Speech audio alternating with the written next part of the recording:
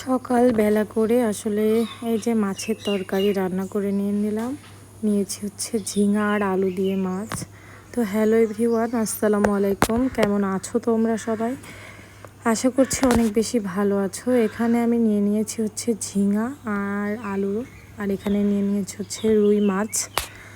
তো মাছটা আমি ভাজি করে নেব প্রথমে, এই জন্য কড়াইটা বসিয়ে দিয়েছি। তো আসলে ঝিঙাটা এমন একটা সবজি যেটা হচ্ছে গুণে একদম ভরপুর। তো অনেক সবজি আছে যেগুলো কিন্তু ডাক্তার নিষেধ করে যে এটা খাওয়া যাবে না, অনেক এরকম কিছু কিন্তু সবজি রয়েছে, কিন্তু ঝিঙাটা কিন্তু একদমই হচ্ছে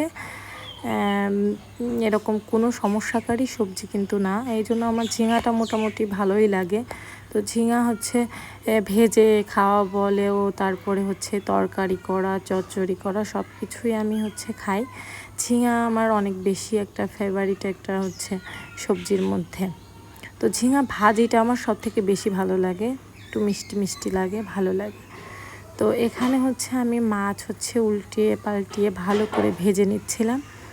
আসলে মাছটা আমি সবসময় একটু ভালো করেই ভাজি, মাছ আমার একটু ভালো করে না ভাজলে ভালো লাগে না খেতে।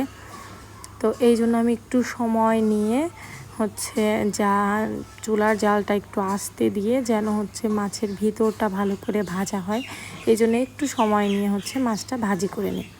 তো এইদিকে আমি মাছ ভাজি করে নিচ্ছিলাম, আর ওইদিকে হচ্ছে আমার কাজ ছিল, যেহেতু সকালবেলা করে থালাবাটি পরিষ্কার করা থেকে শুরু করে অনেক কিছুই করা লাগে। তো আমি ওইগুলোই সারছিলাম টুকটাক করে। তো মাছ ভাজতে দিয়ে হচ্ছে আমি ওইদিকে থালাবাটিটাটি পরিষ্কার করতেছিলাম। আসলে মেয়েদের জীবনটা আসলে অনেক বেশি অদ্ভুত, তাই না?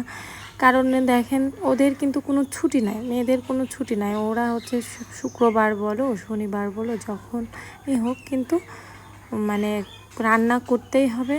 রান্না না করলে কিন্তু খাওয়াটা বন্ধ।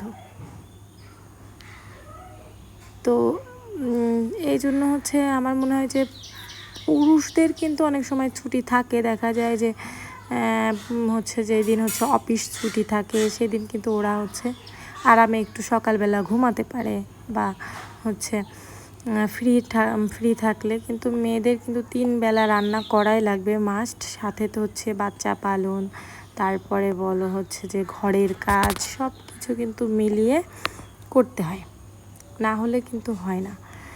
এই জন্য হচ্ছে মেয়েদের সব সময় আর কি কাজের মধ্যেই থাকতে হয়। এই কাজ রান্না করা শেষ হইলে দেখা যায় যে ঘর মোছার কাজটা করতে হবে, ঘর মোছার কাজ শেষ হলে কাপড় ধোয়ার কাজ করতে হবে, একের পর এক চলতেই থাকবে। তো যাই হোক, মাছ ভাজি করা আমার মোটামুটি হয়ে গেছে। এখানে আমি দিয়ে দিচ্ছি হচ্ছে পেঁয়াজ আর হচ্ছে কাঁচামরিচ।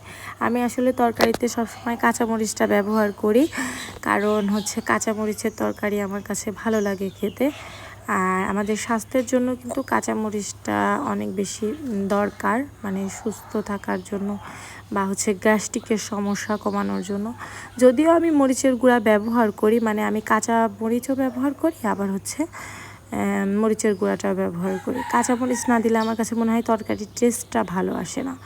তো এখানে আমি একে একে হচ্ছে পেঁয়াজ, রসুন, তারপরে হচ্ছে জিরা পাউডার, তারপরে মরিচের গুঁড়া, হলুদের গুঁড়া, লবণ, সব কিছু দিয়ে হচ্ছে ভালো করে নেড়েচেড়ে কষিয়ে নিচ্ছিলাম।